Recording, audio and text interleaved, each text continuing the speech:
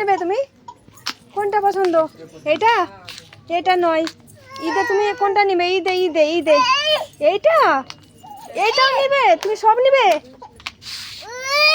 ওরে বাবারে, কোনটা পছন্দ? কোন জামা নিবে তুমি? তোমার জামা কোনটা?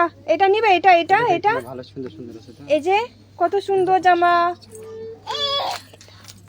ভালো লাগছে। এই ডিজাইনটাও ভালো লাগছে। হ্যাঁ হ্যাঁ না দিবে মা, তোমাকে কিনে দেবে, এখনই পাপা কিনে দেবে।